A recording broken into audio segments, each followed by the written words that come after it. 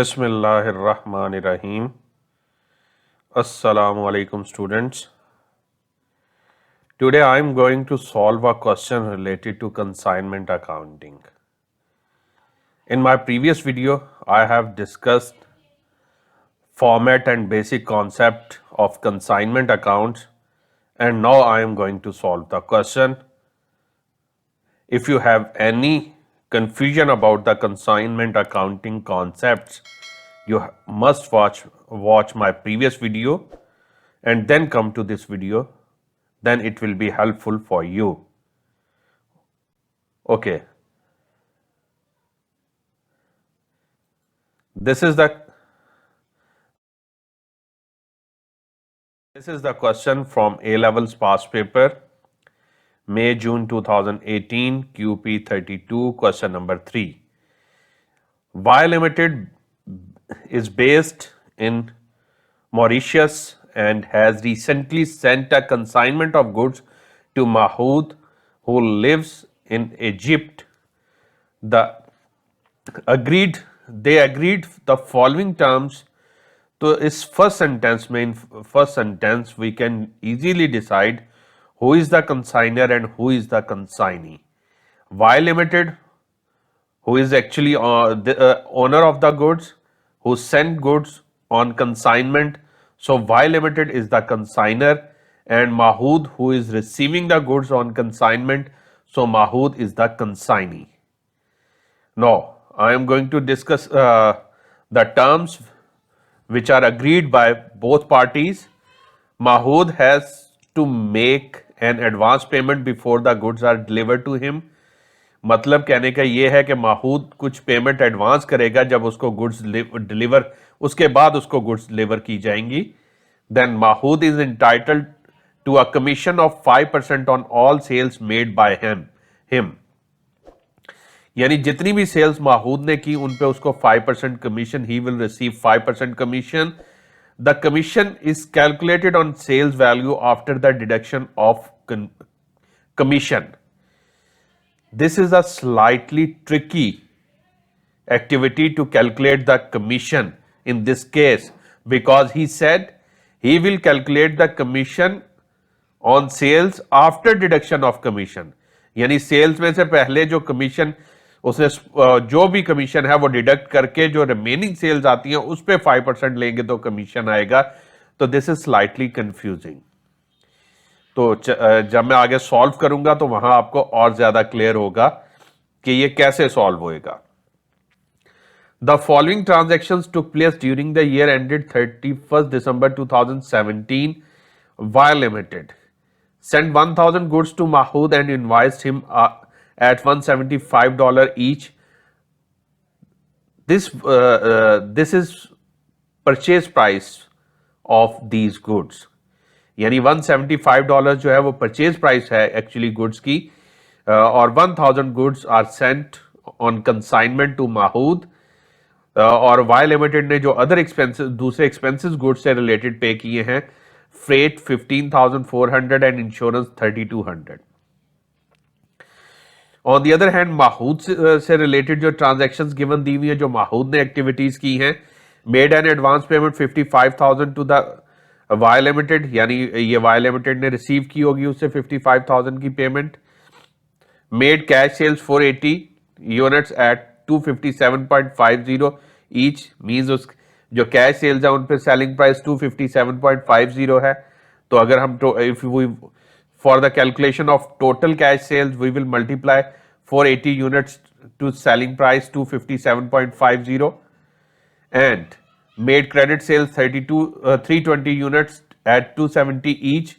So for the calculation of credit sales we will multiply 320 units with the price $270 each, and the following expenses are paid by the Mahood: import duties, advertising, carriage inward and carriage outward. All customers who bought on credit from Mahood settle their accounts in full at 31st December 2017. Means के जितने भी credit customers हैं जिनको उधार पे goods sale की हैं वो सब के सब ड्यूरिंग द ईयर पे कर देंगे. Means at the end of year no customer will be receivable, यानी कोई भी कस्टमर आपका रिसीवेबल नहीं है, बल्कि वो सारी अमाउंट्स रिसीव हो गई हैं। Except a customer who bought 16 units, एक कस्टमर है जिसने 16 यूनिट बॉट किए थे, उससे अमाउंट रिसीव नहीं हुई, और उसकी रीजन क्या है? It was confirm that nothing will be recovered from this customer, यानी इस कस्टमर से आप फर्दर कुछ रिकवर नहीं कर सकते, means this customer will be recorded as bad debt. यानी 16 यूनिट्स हैं और क्रेडिट सेल्स की सेलिंग प्राइस थी 270, तो we will multiply 16 unit with the 270 to calculate the bad debt value. तो ये हमारे पास बैड डेट की वैल्यू आ जाएगी, ये क्रेडिट सेल्स की सेलिंग प्राइस है। These are bad debt units. At the year end, 60 units with minor fault were discovered by the Mahood.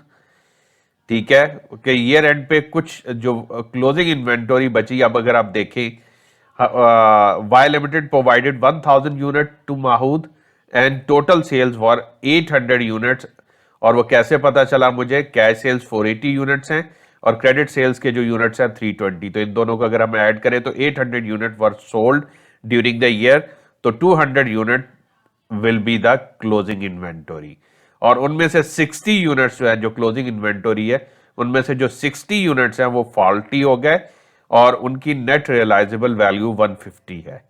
तो we will calculate the cost of inventory and then compare with the net realizable value, and we will value the inventory at lower of cost, or NRV means net realizable value।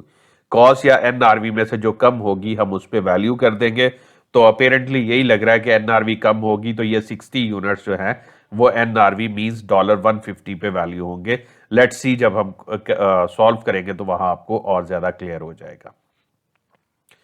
Mahood paid the balance owing to Y limited by cheque, means के जो भी closing balance होगा माहूद का year and पे, वो through check Y limited को पे of कर देगा, मींस के nothing will be receivable by the Y limited in respect to Mahood, यानी माहूद से ईयर एंड पे उसने कुछ भी रिसीव नहीं करना, ईयर एंड पे सारी अमाउंट जो है वो Mahood at the year and वो पे कर देगा। Requirement: calculate the cost per unit to be used for the valuation of inventory. Prepare consignment account, then prepare consignee means Mahood account. Here Mahood is the consignee, so we have to prepare consignee account means Mahood account in books of Y Limited. और मैंने आपको बताया था consignor के हमने accounts बनाने हैं कि कंसाइनर अकाउंट्स कैसे मेंटेन करेगा, तो वो एक कंसाइनमेंट अकाउंट बनाएगा और एक कंसाइनी का अकाउंट बनाएगा। Let's move to the solution.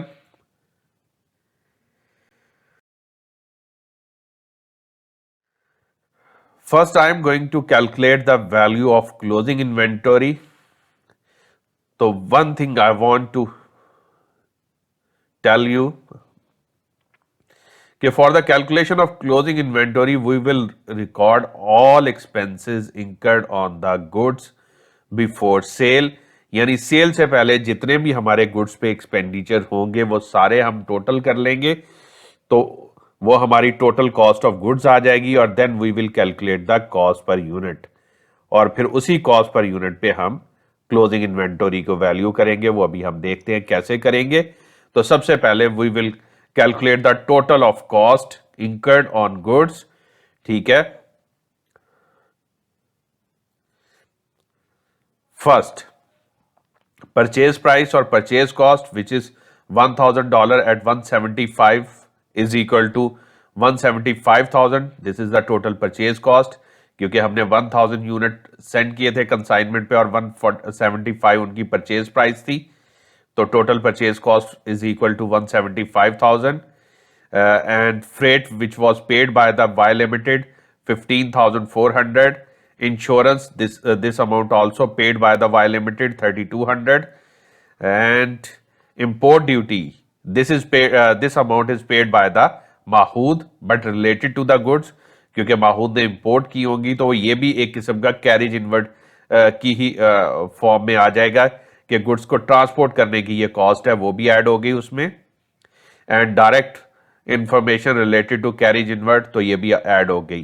तो ये एक्सपेंसेस हैं जो गुड्स पे इंकर हो रहे हैं बिफोर सेल, और उसके बाद जो फर्दर एक्सपेंसेस हैं लाइक एडवर्टीजमेंट एक्सपेंसेस और carriage outward, these expenses are other expenses and these expenses will not include in the cost of goods। जो क्वेश्चन में आपको एडवर्टाइजिंग और कैरेज आउटवर्ड दिए हुए ना, ये सेल से रिलेटेड एक्सपेंसेस है, तो सेलिंग एक्सपेंसेस गुड्स की कॉस्ट में ऐड नहीं होते। जो डायरेक्ट गुड्स के पे रिलेटेड एक्सपेंसेस है वही ऐड होंगे, तो हमने वो एक्सपेंसेस ऐड कर लिए। Now make the total of cost of goods which is equal to 198,000 and then cost per unit is equal to 198,000 divided by total units for 1,000 and this is equal to $198 per unit. This is the cost per unit. Now I am going to calculate the closing inventory, but before calculation of closing inventory I want to tell you one more thing।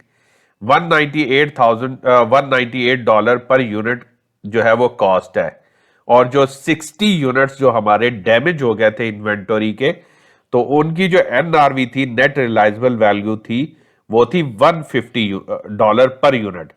तो cost है 198 और NRV जो है वो 150, तो वो जो 60 units है उन्हें हम फिर एनआरवी पे वैल्यू करेंगे, क्योंकि एनआरवी लोअर है और कॉस्ट ज्यादा है।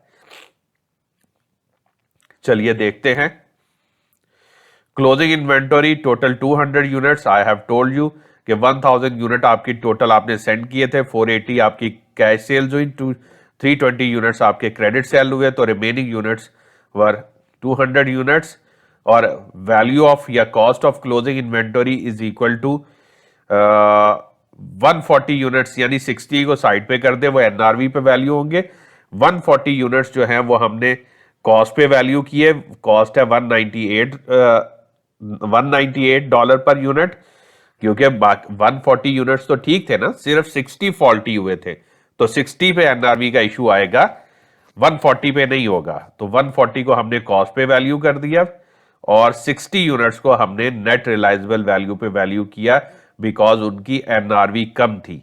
तो हमने वैल्यू किया और इनको टोटल किया, तो this is equal to $36,720। This is the value of closing inventory. Before going to prepare the consignment account, I am going to calculate the commission paid to the consignee first. क्योंकि उसमें मैंने आपको बताया था question में भी कि थोड़ा ट्रिक है उसकी कैलकुलेशन का, तो पहले मैं वो कैलकुलेट करूंगा और देन कंसाइनमेंट अकाउंट बनाऊंगा। तो चलिए देखते हैं।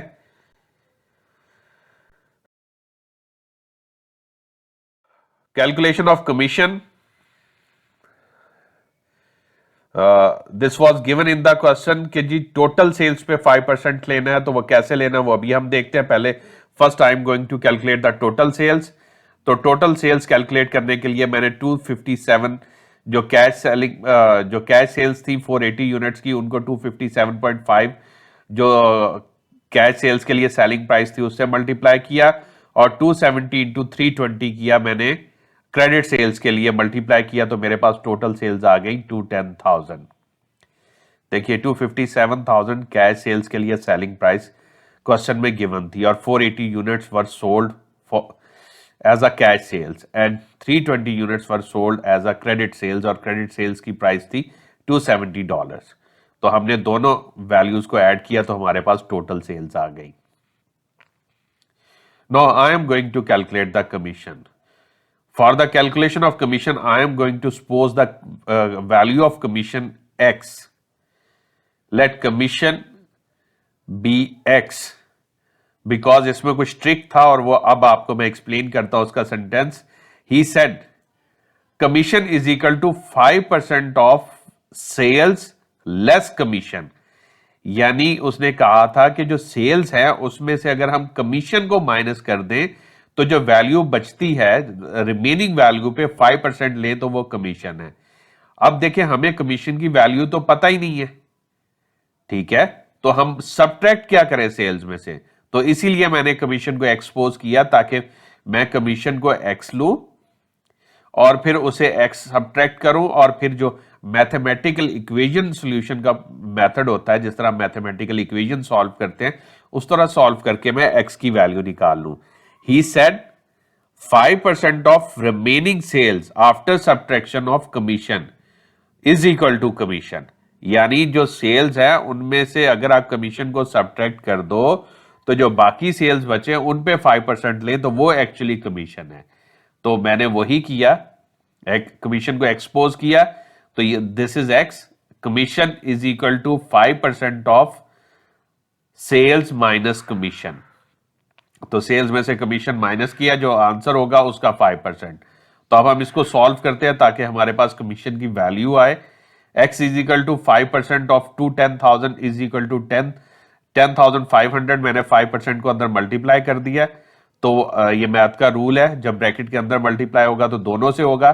तो 210 से मल्टीप्लाई किया तो वो 10,500 आ गया, और जब x से मल्टीप्लाई किया तो वो 5% x आ गया। तो x की वैल्यू का मैं दूसरी साइड पे शिफ्ट कर दूंगा, तो यहां सब्ट्रैक्ट हो रही थी, अब दूसरी तरफ जाके ऐड हो जाएगी, ये ऐड हो गई, ठीक है। तो x plus 5% of x is equal to 10,500। तो अब मैं 5% को लिख देता हूं 0.05, क्योंकि 5% मीन्स 5/100, तो 5/100 करेंगे तो वो 0.05 आ जाएगा। तो now I am going to add x plus 0.05। तो x जब इस तरह वेरिएबल लिखा हो तो उसके साथ कॉफिशिएंट ना भी हो तो उसे हम 1 होता है, तो 1 कॉफिशिएंट में कॉफिशिएंट ऐड हो गए। जब वेरिएबल सेम हो तो कॉफिशिएंट में कॉफिशिएंट ऐड होते हैं। तो 1 plus 0.05 is equal to 1.05x, 1 plus 0.05 किया तो 1.05x। तो ये मल्टीप्लाई हो रहा है x से, तो उधर जाके डिवाइड हो जाएगा। तो x is equal to 10,500 over 1.05 is equal to 10,000। This is the commission. ये तो मैंने उसकी सेंटेंस को ट्रांसलेट किया फर्स्ट, और फिर उसको इक्वेशन बना के सॉल्व कर दिया। He said commission is equal to 5% of the sales minus commission, ठीक है। सेल्स में से कमीशन माइनस करके जो आंसर आए उस पर 5% लेना है। इससे इजीएस्ट मेथड भी है, वो ये है कि आप मार्कअप और मार्जिन वाला रूल अप्लाई करें। तो इस पे मैं मार्कअप वाला रूल, मार्कअप टू मार्जिन जाएं तो क्या होता है, 5% है मार्कअप, तो मार्जिन में अगर हम जाएंगे तो 5/100 प्लस 5 यानी 5/105 हो जाएगा। तो ये वही मैंने किया कि मार्कअप से मार्जिन में गया, तो वो 5/100 प्लस 5 किया तो 5/105 हो गया। तो मैंने कमीशन को कैलकुलेट किया टू 10,000 सेल्स, ठीक है, क्योंकि सेल्स पे हमेशा मार्जिन अप्लाई होता है। ये मार्कअप दिया हुआ है तो हम उसको मार्जिन में कन्वर्ट कर लेंगे। 5/100 प्लस 5 यानी 1/5, तो 210,000 over 105 into 5 is equal to 10,000। This is the commission. ये इजीएस्ट वे है। देखिए, उसने कमीशन कहा था कि commission is the percentage of sales less commission, ठीक है। तो जो मार्कअप होता है वो भी बेसिकली, यानी मार्कअप ग्रॉस प्रॉफिट होता है ना, वो भी यही होता है कि markup is the percentage of cost. Cost क्या है, सेल्स माइनस ग्रॉस प्रॉफिट। तो sales minus gross profit is equal to cost. तो अगर मैं मार्कअप को यूज स्टेट कर दूं कि markup is equal to sales minus gross profit into percentage, तो बेसिक ये भी वही चीज है, ठीक है। तो मार्कअप और ये जो सेंटेंस था ये सेम था, क्योंकि मार्कअप में भी हम यही करते हैं कि सेल्स में से ग्रॉस प्रॉफिट माइनस करते हैं, जो बचती है कॉस्ट उस पर परसेंटेज अप्लाई करते हैं। तो here we have subtracted commission from the total sales and then apply the percentage for the commission. तो वही मार्कअप और मार्जिन वाला रूल है। ये एक्चुअली मार्कअप इज गिवन, तो फिर हमने उसे मार्जिन में कन्वर्ट किया, तो ये हमारे पास आ गया, परसेंटेज बन गई। 5% को हमने 5/105 किया और उसको मल्टीप्लाई कर दिया, तो हमारे पास ये कमीशन आ गया। ये ना समझ आए तो आप इस मेथड से समझ सकते हैं, ठीक है। ये इसलिए है क्योंकि मैंने अक्सर इनकम्प्लीट रिकॉर्ड में और दूसरे टॉपिक्स में मार्कअप और मार्जिन को इसी फॉर्म में कन्वर्ट किया है कि मार्कअप से मार्जिन में जाना हो तो परसेंटेज को डिनोमिनेटर में 100 में ऐड कर देते और ऊपर वही परसेंटेज रहती। मींस 5% है तो 5/100 प्लस 5 हो गया 5/105 और उसे हम डायरेक्टली सेल से मल्टीप्लाई कर दे तो हमारे पास ग्रॉस प्रॉफिट आ जाता है। और here we want to calculate the commission, तो वो हमारे पास कमीशन आ जाएगा। Now I am going to prepare the consignment account.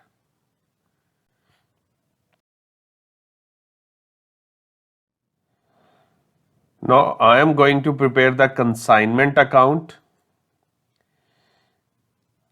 In consignment account, we will record all expenses and cost on debit side of this account. तो start करते हैं। सबसे पहले purchase price or purchase cost of the goods sent on consignment, which is equal to 175,000, and this was explained in previous calculation of inventory because 1000 units हमने send किए थे और 175 per unit price थी तो उनको मल्टीप्लाई किया तो 175,000 आ गया। Then I am going to record those expenses which were paid by the consignor, means Y Limited, or I will use the word bank because expenses bank के through पे होते हैं तो बैंक लिखेंगे और then I will write the expenses name. Freights 15,400 were paid and insurance were paid by the Y Limited 3,200। तो ये मैंने बैंक पहले लिख दिया और उसके बाद थोड़ा इनको फॉरवर्ड करके लिखा, मींस कि ये इसी से रिलेटेड ट्रांजैक्शन है कि ये दो ट्रांजैक्शंस हैं जो थ्रू बैंक पे हुई हैं। और इसके अलावा फिर फर्दर जितने भी एक्सपेंसेस हैं, further expenses were paid by the Mahood consignee, तो then we will I will give the heading of Mahood के माहूद की जो पेमेंट्स हैं एक्सपेंसेस की तो वो लिखेंगे।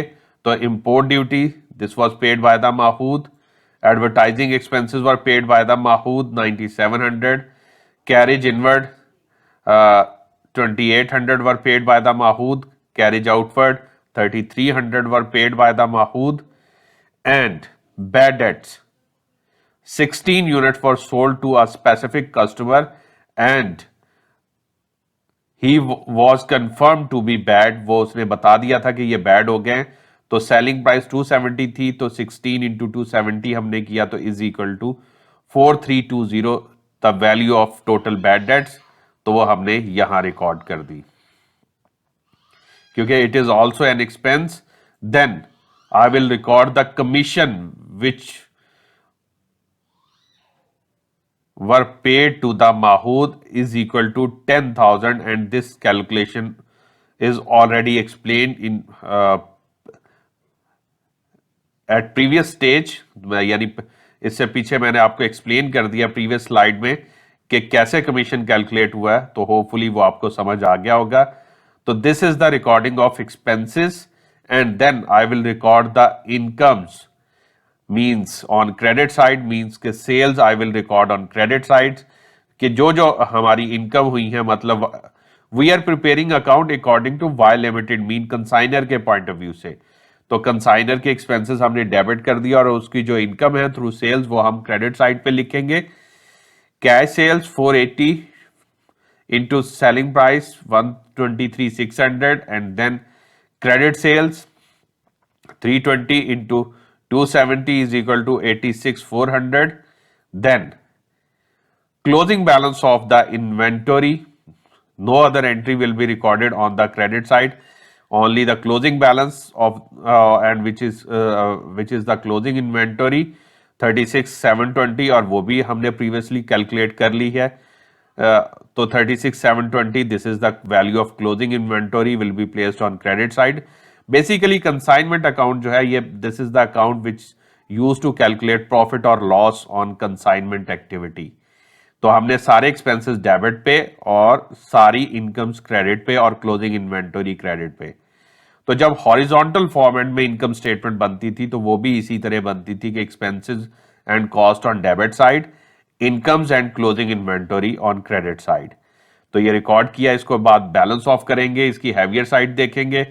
Like here, credit side is heavier. I will make the total of credit side which is equal to 246,720 and this total is placed on the debit side 246,720 और उसके बाद हम बैलेंसिंग फिगर निकालेंगे and balancing figure will be recorded with the name of income statement.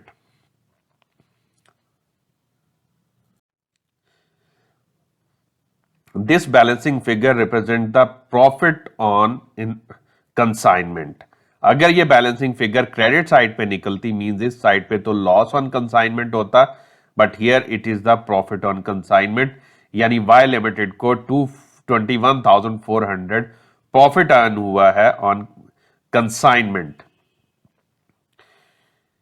This is consignment account and now I am going to prepare the consignee account.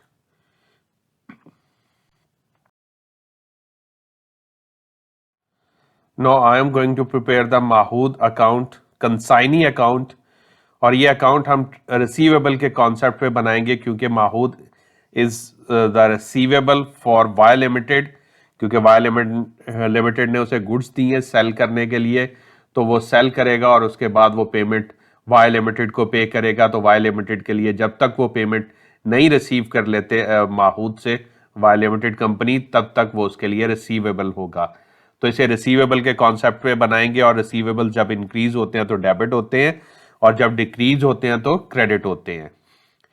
तो due to sales either the sales are on cash or on credit, तो वो माहूद से amount जो है Y limited की receivable amount जो है वो इंक्रीज होगी due to sales.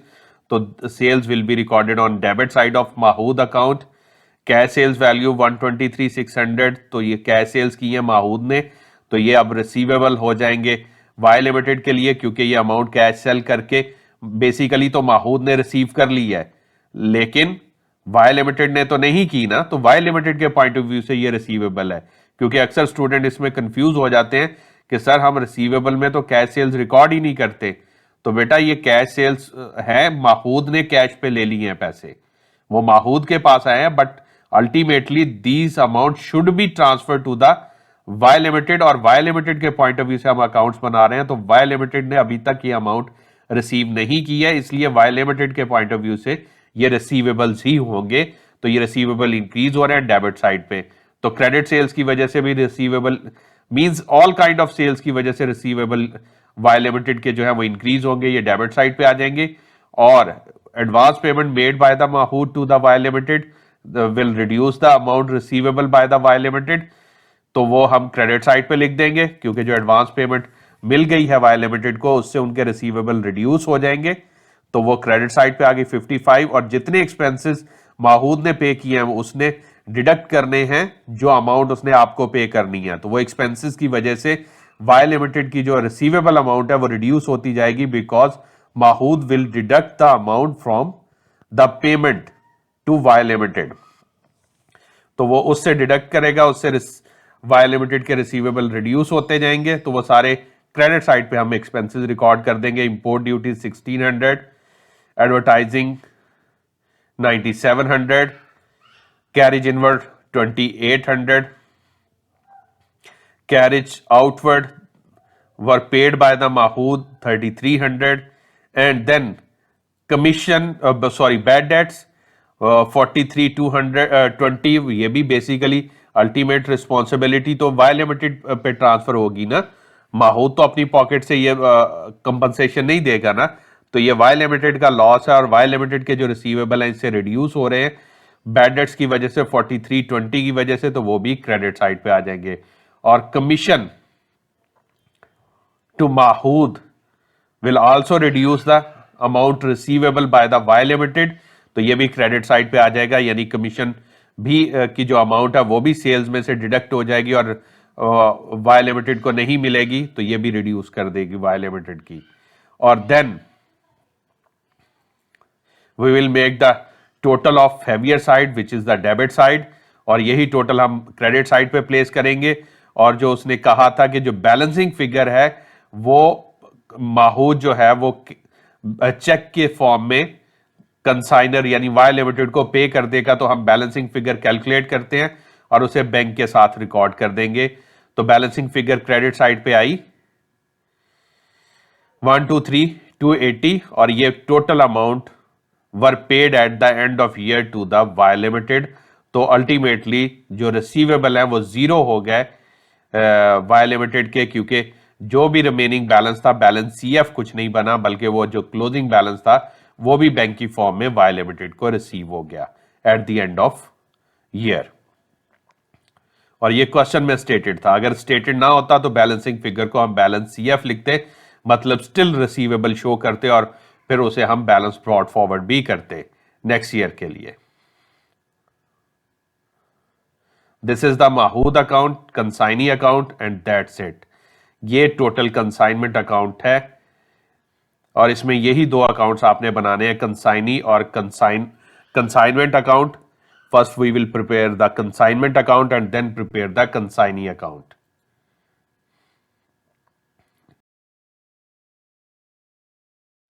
For further practice, you can visit my website www.atpworld.net. You should subscribe my channel, और ये आपको हेल्प करेगा क्योंकि इसमें फर्दर लेक्चर्स आते जाएंगे डिफरेंट टॉपिक से, O levels, A levels, ACCA, CA, उनके टॉपिक्स वन बाय वन मैं डिस्कस कर रहा हूँ। इंशाल्लाह सारे आते जाएंगे, और जब एक दफ़ा ये सारे टॉपिक्स कंप्लीट हो जाएंगे तो then I will increase the number of practice questions, तो उनके सॉल्यूशंस मैं इंशाल्लाह अपलोड करूंगा। If you have any question related to this topic or any other accounting topic, you can contact me on my WhatsApp number or on my Instagram ID or on my Facebook page. All information are available in description box. Okay ji, till the next lecture. Allah Hafiz.